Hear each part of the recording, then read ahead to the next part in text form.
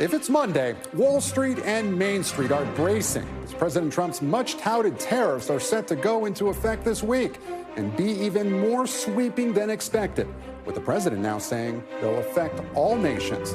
Plus, President Trump meets the press, telling NBC's Kristen Welker exclusively that he's not joking about seeking a third term and that there are ways to do it despite it being banned by the Constitution. And a high-stakes, high-dollar election in battleground Wisconsin tomorrow will be the first big test of the political environment since the 2024 election, with Elon Musk as both a major donor and the major issue in the race.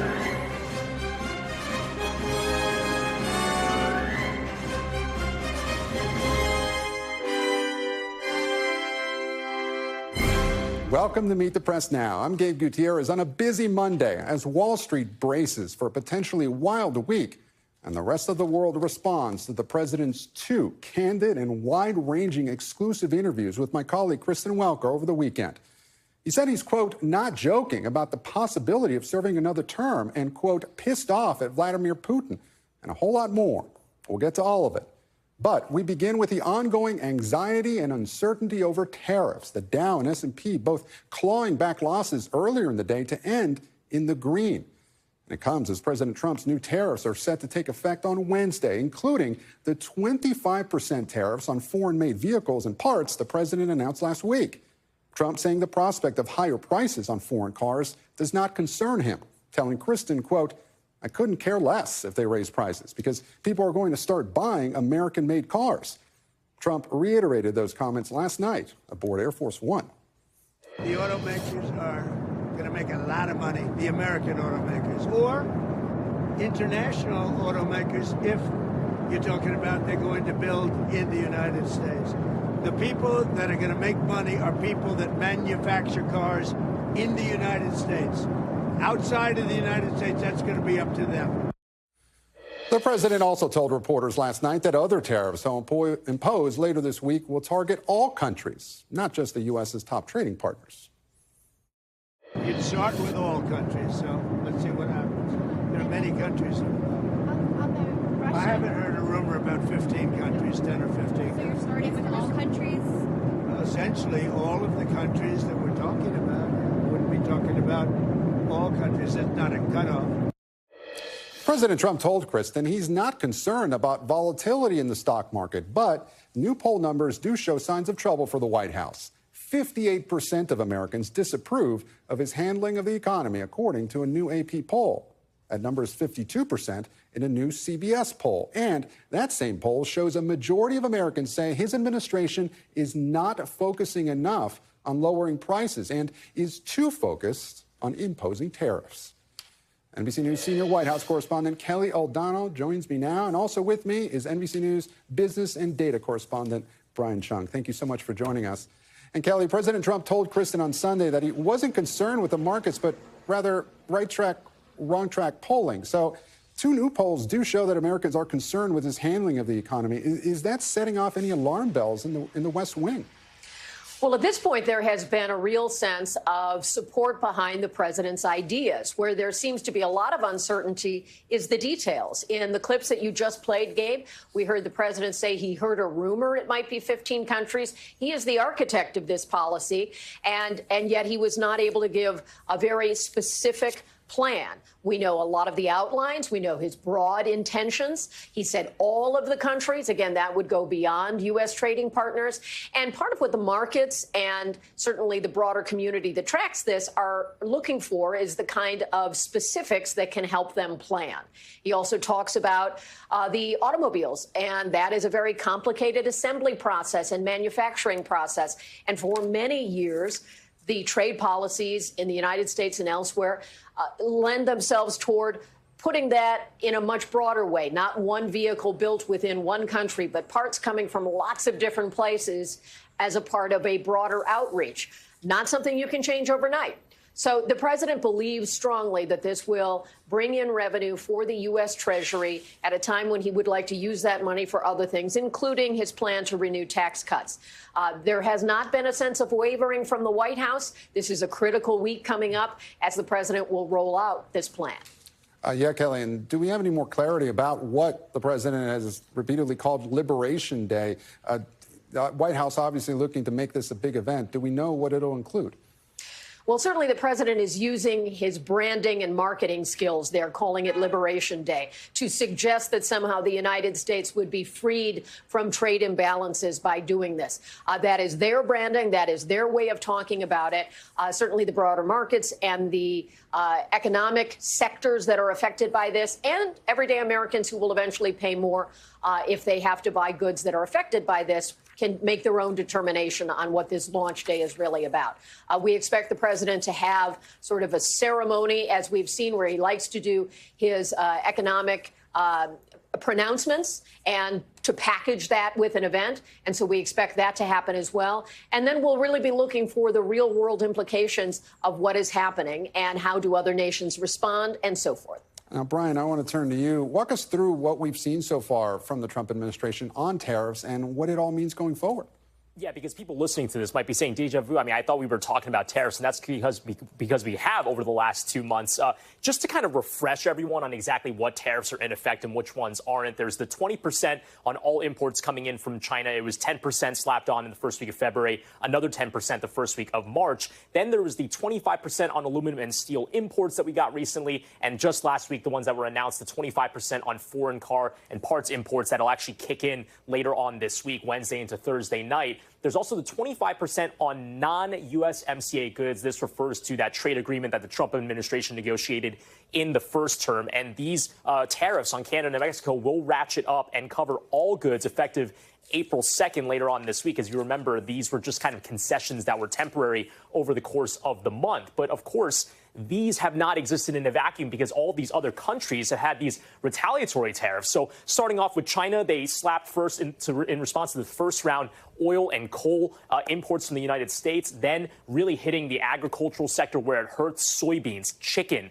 other types of meat products. Canada had 2 rounds of retaliatory tariffs themselves as well, covering poultry, peanut butter, and then the second round, things like game consoles and iron products. The EU threatening these retaliatory tariffs happening in mid-April, just weeks from now, on all these types of products, including American motorcycles, American agricultural products, and American meat as well, while Canada has said, TBA, it depends on what the United States does. Of course, over all of this, we have seen the stock market really go through some pretty substantial turmoil. We are down about 7% since the beginning of the Trump administration. And I want to point out that as the tariff war ratcheted up, it began in the beginning of February. That times exactly with where we saw the beginning of the S&P 500 spill off. And even today, it seemed like at the market open, it was going to be a nasty day, although it just managed to eke as of 4 p.m. In the green. Yeah, Brian, talk to me about that. Why do you think there wasn't a sharper downturn today if markets are indeed so jittery? Yeah, well, I mean, look, trying to explain why markets do anything on a given day is as akin to looking into a crystal ball. But when it comes to the jitters this morning, investors seem to carry over some of the concern about what the tariffs will look like. The challenge is between Friday and today, there is no more certainty, no more clarity into exactly what these tariffs that are reciprocal that will be implemented on April 2nd will look like, beyond the fact that they will be implemented on April 2nd. I was actually just speaking with an automaker earlier today that was saying we have no more clarity into this because, as Kelly was saying, President Donald Trump is the architect of all of this. He could decide on Wednesday morning to structure this completely differently. That uncertainty is the reason why there's been that volatility. Brian Chung at the Big Board, thanks so much for keeping track of all of it. And there is a lot to keep track of. And Kelly, stick with me here because, as I said, there's a lot more in Kristen's exclusive interviews. In addition to what he said about tariffs and the markets, President Trump also refused to rule out seeking a third term in office, which, of course, is prohibited by the Constitution. The president telling Kristen, quote, "A lot of people want me to do it. My thinking is we have a long way to go." And he went on to say, quote, "There are methods which you could do it." The president insisted to Kristen that he was, quote, "not joking about the possibility of a third term," although he has joked about it in the past.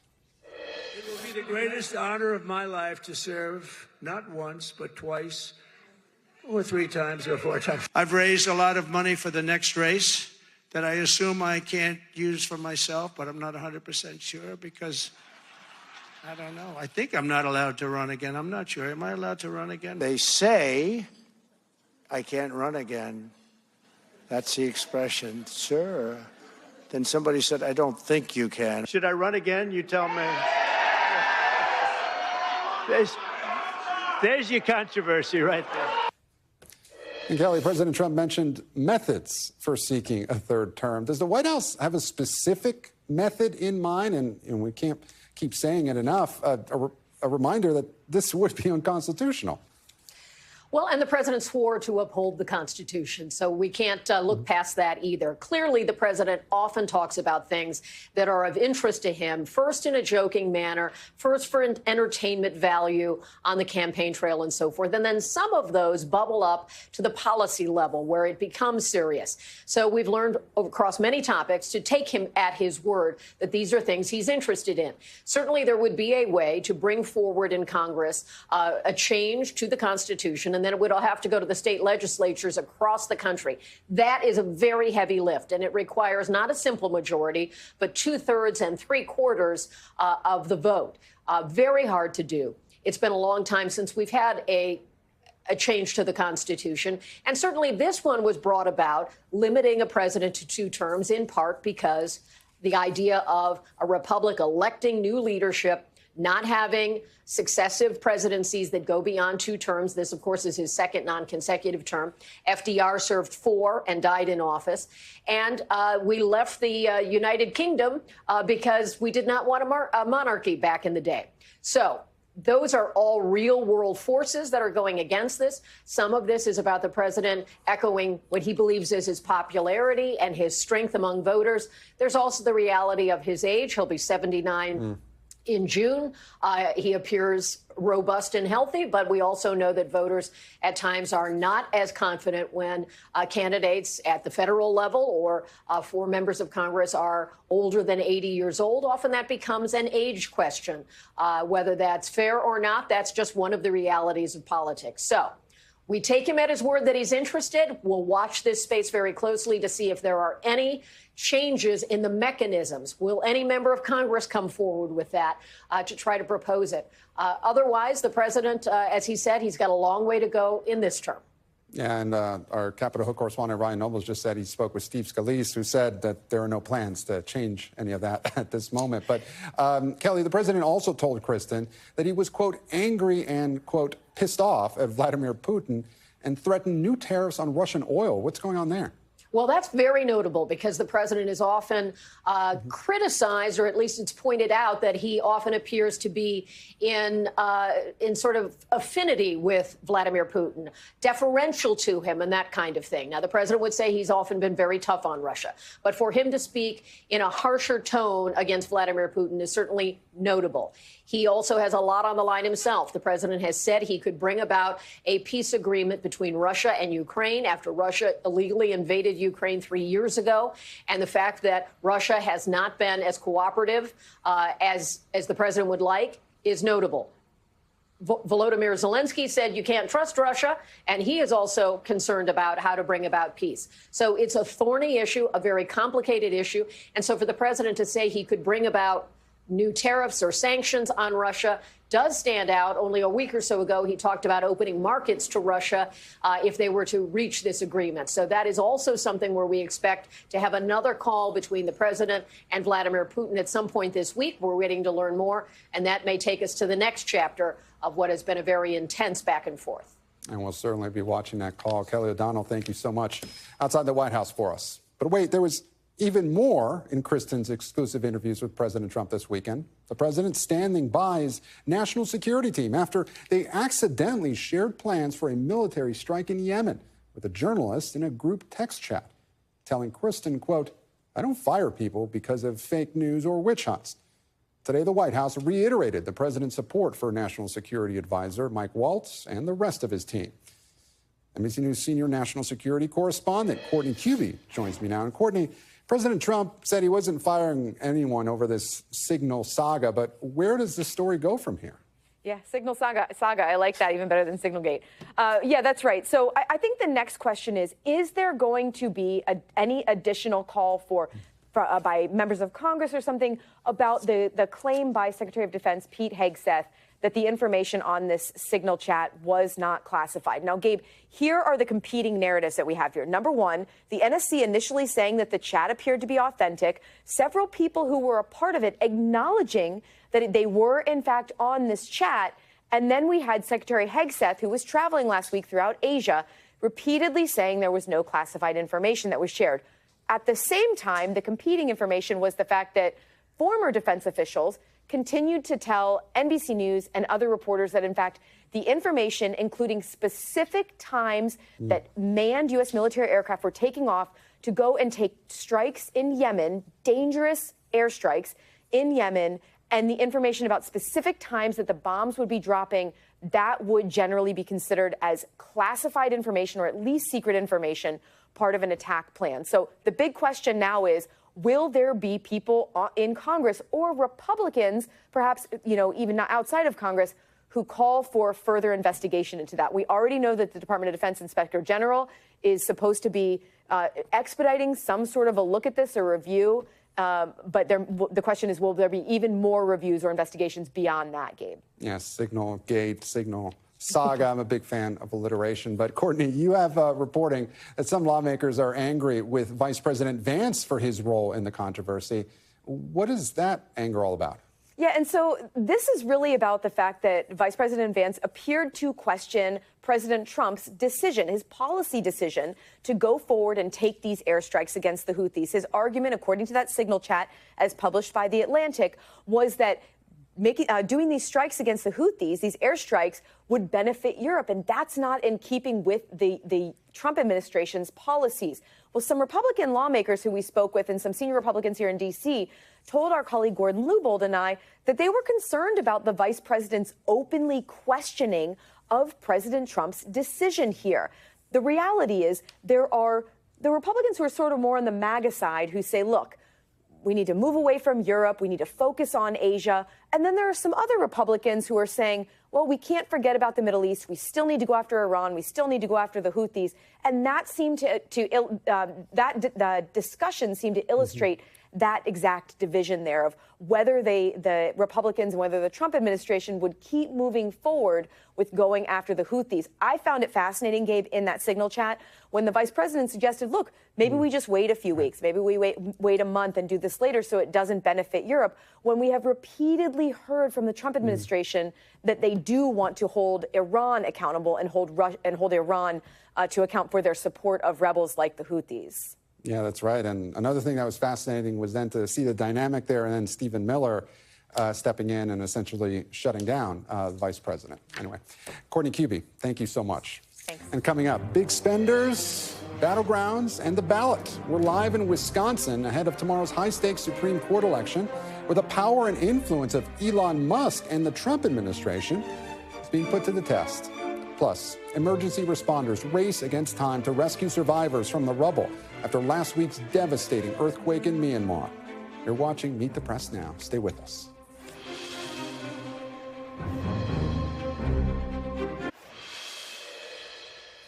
Welcome back. Turning now to Wisconsin, which will hold the first major election in a battleground since the 2024 election tomorrow.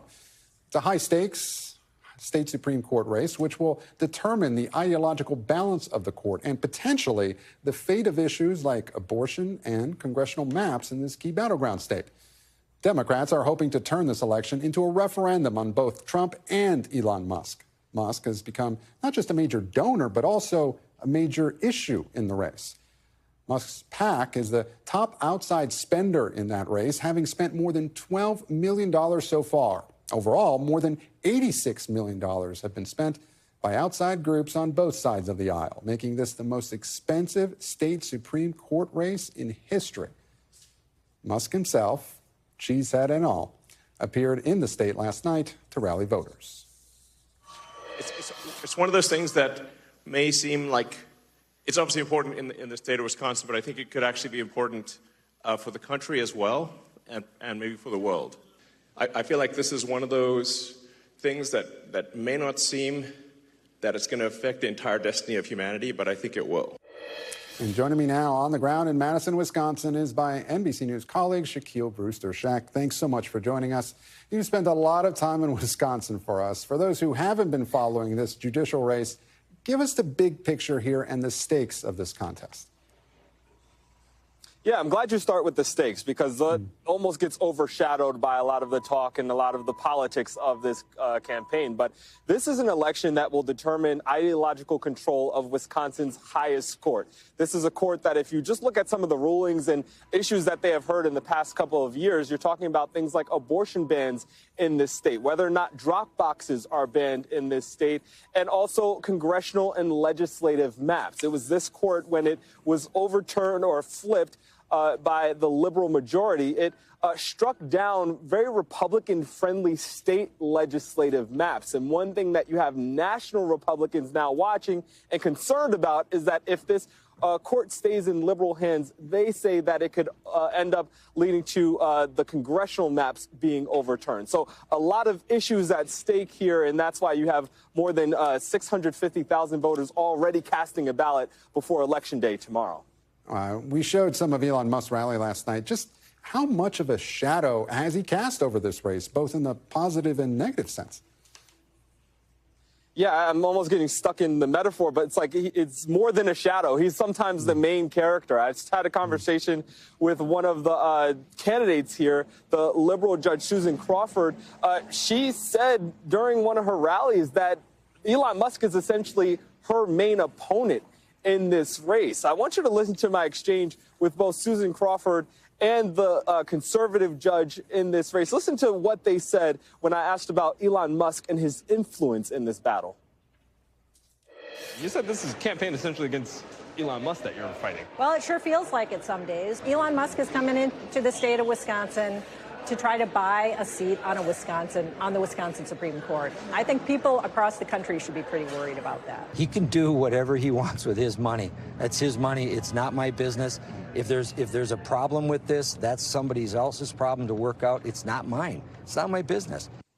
Now, what is his impact in this race? Of course, there are the tweets that he's been sending out. There's the event that he had just yesterday where he handed out $1 million checks for some people who signed this petition. There are some people who signed this petition who are expecting to get $100 for signing his petition. But there's also the role that you're seeing and how much you see him in campaign ads.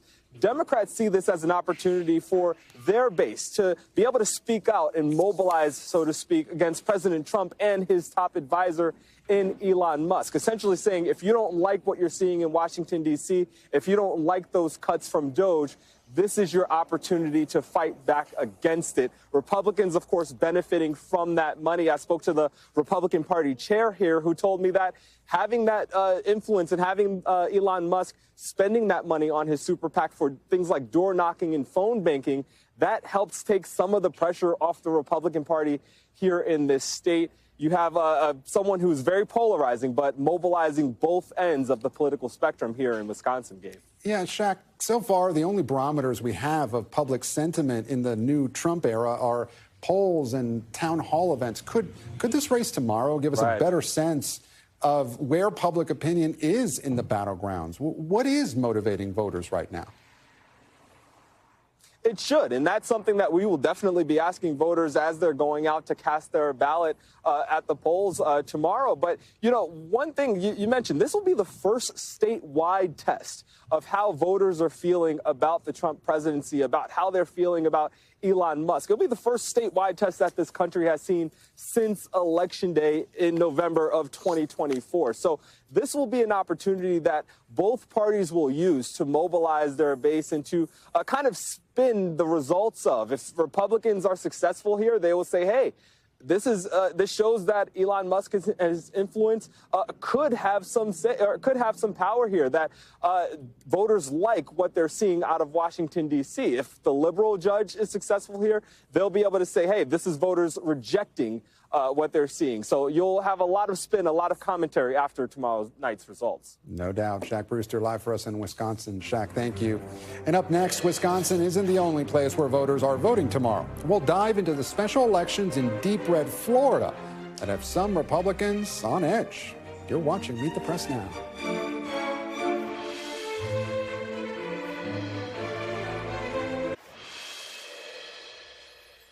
welcome back. There is some unexpected Republican anxiety ahead of tomorrow's special elections in deep red districts in Florida. Last week, President Trump pulled Congresswoman Elise Stefanik's nomination to be UN ambassador and openly questioned his party's ability to win races on its home turf. Both of tomorrow's races are to fill vacancies caused by appointments to the Trump administration. Joining me now is the panel. Leanne Caldwell, Chief Washington Correspondent for Puck, Nuestro PAC founder and co-host of the Latino Vote podcast, Chuck Rocha, and Republican Main Street Partnership President and CEO, Sarah Chamberlain. Thank you all so much for joining us. Leanne, I want to start with you. In Florida, these are seats that Republicans should win easily. What are your sources telling you here? Is Trump really sweating this?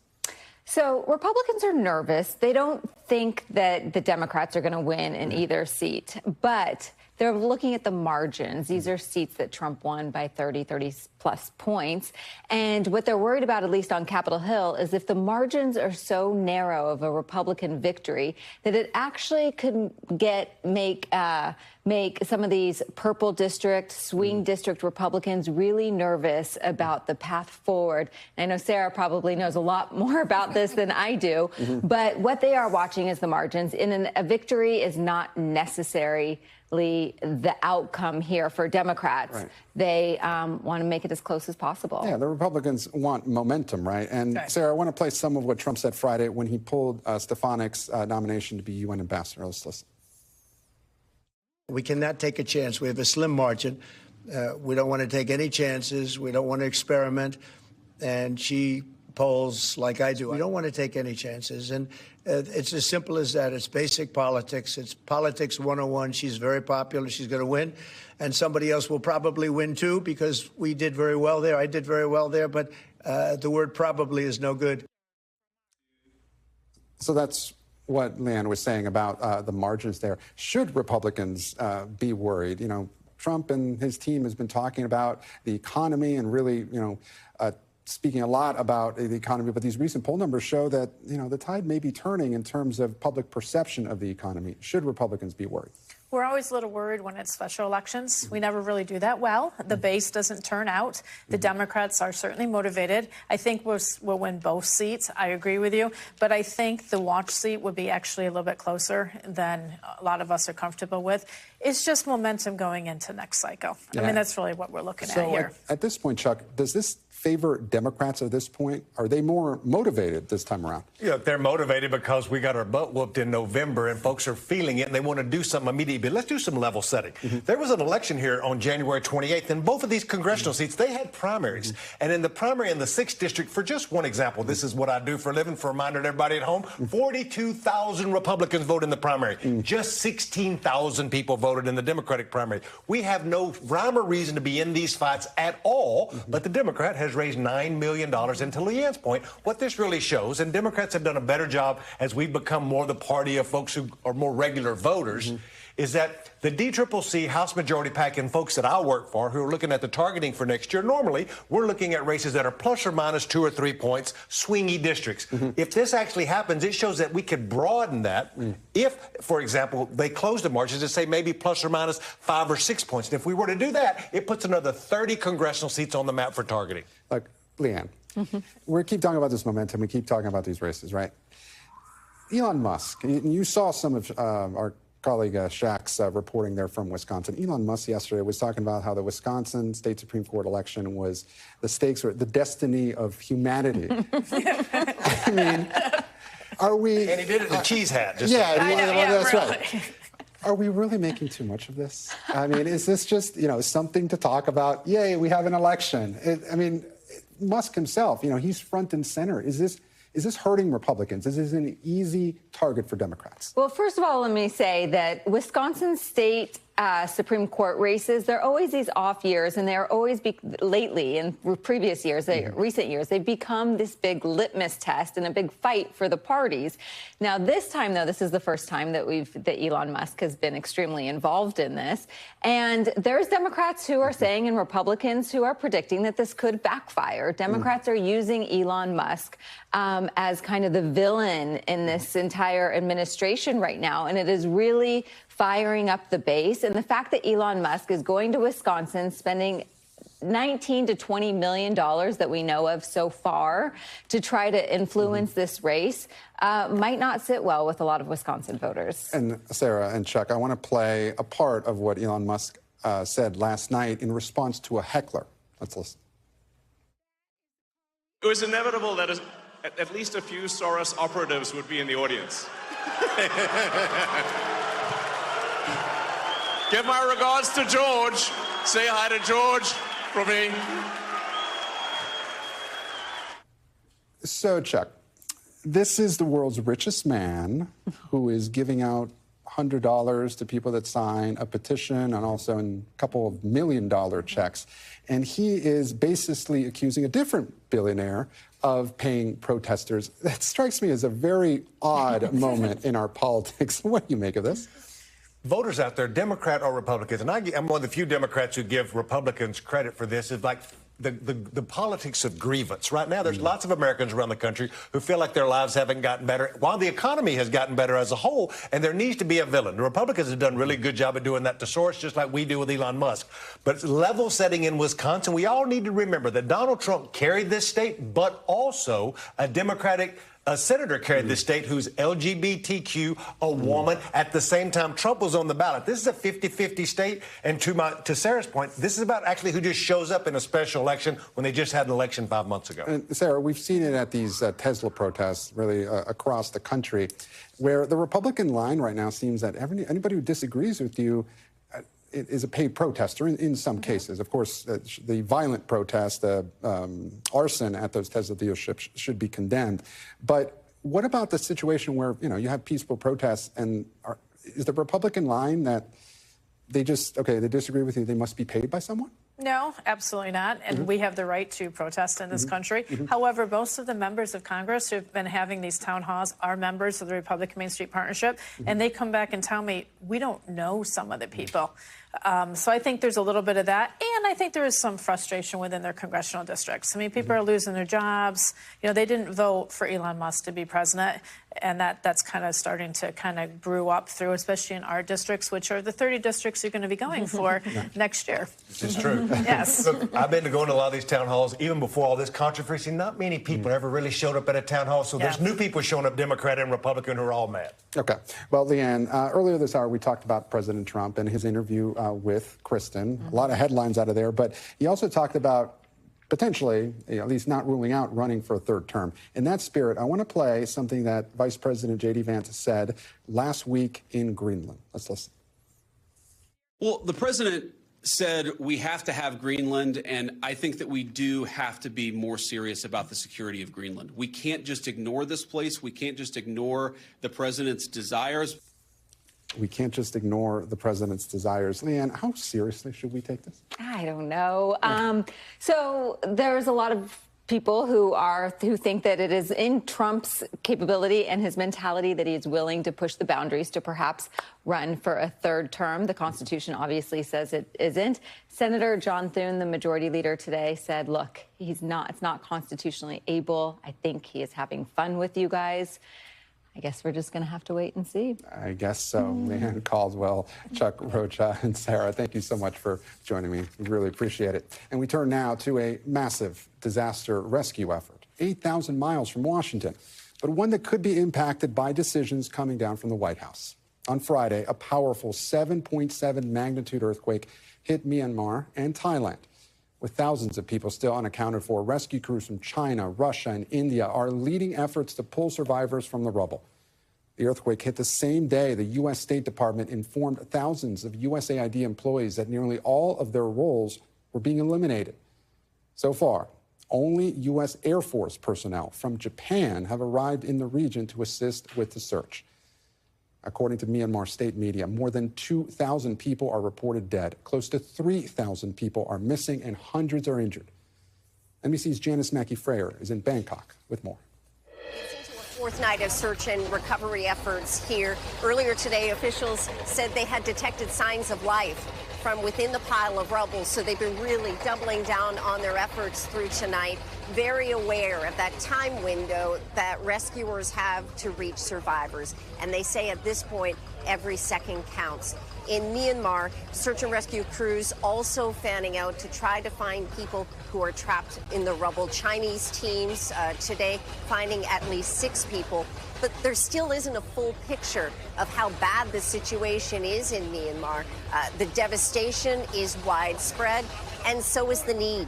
The World Health Organization has issued an emergency appeal for $8 million. The World Food Program says it's beginning its food distributions.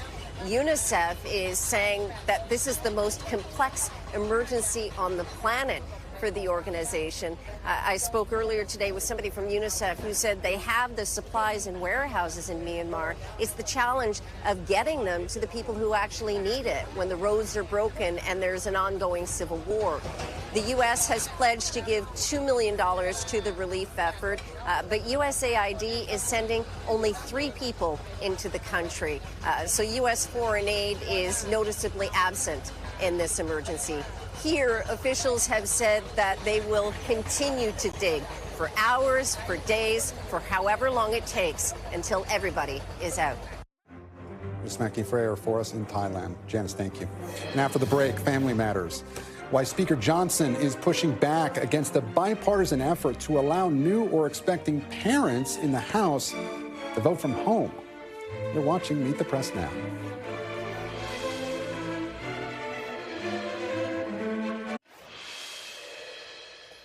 Welcome back. Republican Congresswoman of Florida, Ana Paulina Luna, is going head-to-head with House GOP leadership over her bipartisan legislation that would allow proxy voting for new parents. Behind the scenes, Speaker Johnson is urging his conference to oppose the bill, calling proxy voting unconstitutional. Congresswoman Luna, who 2 years ago became the 12th woman to give birth while serving in Congress, says she has secured enough support for a discharge petition, which would allow her to defy leadership and bring the legislation directly to the House floor for a vote. Joining me now is Mel Zanona on Capitol Hill. Mel, thank you so much for joining us. What is the latest on this battle, and why is Speaker Johnson so opposed to this legislation? Yeah, so this battle over proxy voting is really going to come to a head this week. As you mentioned, it's really an internal GOP battle because it is really Speaker Mike Johnson against Congresswoman Ana Paulina Luna, who is a member of the Freedom Caucus, but she's also a new mom herself. And as you mentioned, she's trying to use this discharge petition, which is a tool that allows any member to bring a bill to the floor and circumvent leadership as long as they have 218 signatures, which in this case, Ana Paulina Luna does. However, Speaker Mike Johnson, he is vehemently opposed to the idea of remote voting. He believes it's unconstitutional, and he is really going all out to kill this effort here. Not only are they working behind the scenes to try to peel off Republicans one by one who previously were supporting this discharge petition, but I'm also told that they are trying to tuck language into an unrelated bill today that would essentially kill this proxy voting effort by Ana Paulina Luna. We'll get a first test of whether that's going to pass later today in the House Rules Committee, and then that bill will have to go to a floor vote. But it's still very unclear whether Speaker Mike Johnson actually has the vote to be able to kill this thing. It's so interesting. So what are Congresswoman Luna's options if Speaker Johnson is able to quash the discharge petition?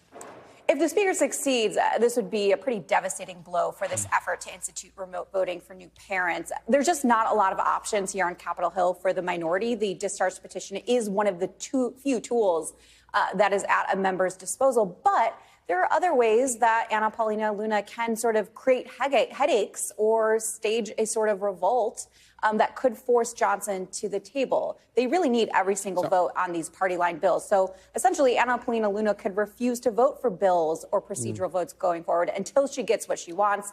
But again, Johnson very vehemently opposed. So it's unclear how far she is actually willing to go. And Mel, just so I understand that Speaker Johnson's argument, he calls it unconstitutional, but does he worry this could be a slippery slope, perhaps, that, new parents for this particular legislation, does that keep going to others, that other people may want to remote that's all part of the conversation. In fact, one of the examples that is brought up is that there was a member of leadership, Steve Scalise, who was out for cancer treatments, but he was not allowed to vote remotely.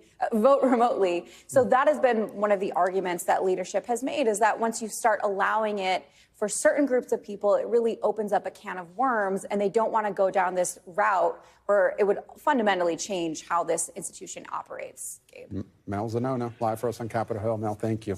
And turning now to TikTok, with the deadline for the sale of the popular social media app fast approaching and uncertainty once again mounting around what happens if a deal can't be made. Remember, back in January, President Trump extended the deadline for TikTok to find an American buyer, requiring the sale of the app by this Saturday. Yesterday, while speaking to reporters on Air Force One, President Trump appeared confident that there would be a deal. A lot of potential buyers. There's tremendous interest in TikTok. The decision's going to be my decision. TikTok is it's very interesting. A lot of people want to buy it. If no deal, will you extend the deadline? Well, there'll be a deal with TikTok. And joining me now is Savannah Sellers, our TikTok expert. Savannah, it's so good to have you here. Okay, so what is the status of this potential deal? Yeah, Gabe, I mean, listen, we have the president saying that. We had Vice President Vance, who has sort of been quarterbacking this whole thing, telling NBC News a little over a week ago that he also thinks it's going to get done. What we think will end up happening is that this week we will have an idea of essentially who wins the deal. We think we'll know at least that much. Now, details, those might not be papered yet. Maybe there's an extension on that piece of things to kind of hammer some of this out. But we do think we'll at least have the headline of who is going to actually get to kind of be a part of buying TikTok, or at least some of it. Now, the big names that we're hearing right now, you might have heard a little bit about Larry Ellison of Oracle. His name is being thrown around. What we think could happen if he were to be part of a deal is that he sort of joins in with existing U.S. investors who could potentially take a larger stake than they currently have, essentially to sort of boot out the Chinese investors. They'd all just kind of take over a larger stake and have people like Larry Ellison of Oracle join in. That seems like it would make a lot of sense given the fact that TikTok and Oracle already have this working relationship. TikTok essentially works in the U.S. because of Oracle hosting its data. Also, back in January, President Trump had said he'd love if Larry were to buy TikTok. So that could be a reason there. Blackstone also, that name floated to join in that same group. But then we also have other bidders who are not part of that group. Reed Reisner, a Wyoming billionaire, $50 billion raised. He's still in there. Frank McCourt and Kevin O'Leary of Shark Tank. A lot of people, as the president said, interested in buying TikTok, Gabe. So, Savannah, President Trump has floated the idea of easing tariffs on China in exchange for a deal. Do you know if that's swaying Beijing at all? Yeah, Gabe, it's a great question. And to be honest with you, it was one that our team had been kind of waiting to see if we would hear a connection between these two things. And then you're exactly right. He said it directly. Last week, President Trump said he would consider giving China a little reduction in tariffs, was what he said, if they were to push a TikTok deal through. Because our understanding right now is that the Trump administration is speaking directly with the Chinese government about what could happen here, which would make a lot of sense that it's sort of tied up with tariff talk. ByteDance, not so much at the negotiating table, it doesn't seem, with a lot of these conversations, even though it's them selling that company. So we will see if tariffs end up kind of tied up in the middle of this whole TikTok thing, as it's a big deal with China, Gabe. Savannah Sellers, we know you'll stay on top of it for us. Savannah, thank you. And still to come, the Trump playbook hits the guardrails of the Constitution. We'll talk to an American legal scholar about the White House attacks on the judiciary and new defiance concerning presidential term limits. You're watching Meet the Press Now.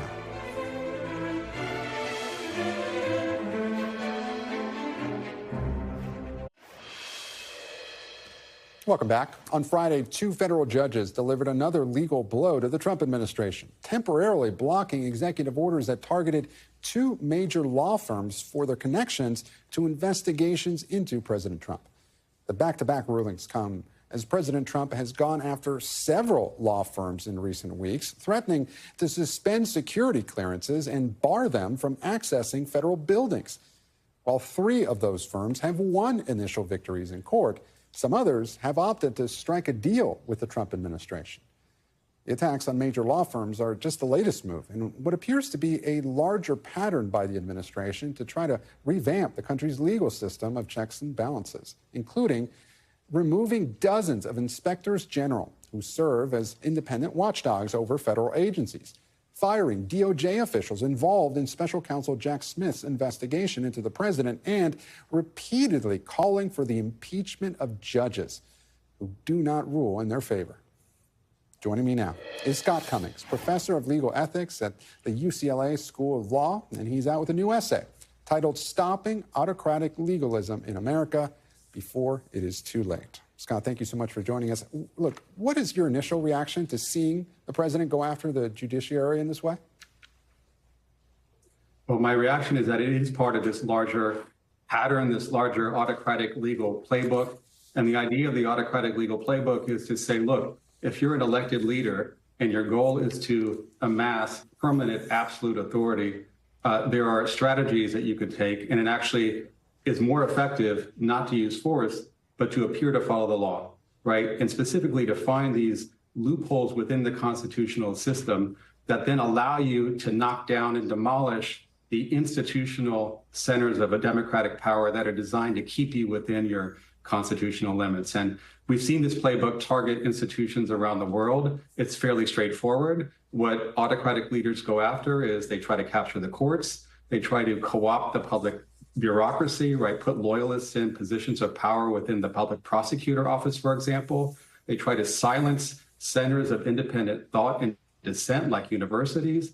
And they go after lawyers in the legal profession, right? They intimidate law firms and they try to take over the bar. Why? Because if you take out independent courts and you take out independent lawyers, there's no one to keep you within legal boundaries anymore. You get to say what the law is, and that's what autocrats want. Now, Scott, the White House insists that it is standing up for democracy, that Americans voted for the Trump agenda. But you write in your piece that today, America has become the world-leading incubator of a far more dangerous innovation, democratic backsliding, in which autocracies develop through law, not force. What we have learned from researching backsliding countries around the world, and what this administration has learned too, is that lawyers are the crucial ingredient for autocracy to flourish. So, Scott, what guardrails are there to protect lawyers? What's your message to some of these law firms that have opted to strike a deal with the administration rather than challenge them in court? I think what we've learned from studying how democracies die is that what doesn't work is individual deal making, like Skadden's agreement with the president, strategic capitulation. This only facilitates and enables democratic decline. What does work is collective action, is when lawyers stand as a unified body, when law firm leaders, organized bar leaders, law school deans and faculty, everyday lawyers across the political spectrum stand up and state with a singular and unified voice that we are going to stand for the rule of law and we're going to resist these attacks on rule of law institutions. That's what works. Democracies die when people don't think that resistance is available anymore, and this is how it stops. And Scott, I want to play something that Justice Sonia Sotomayor said while speaking at an event at Georgetown Law Center. Listen.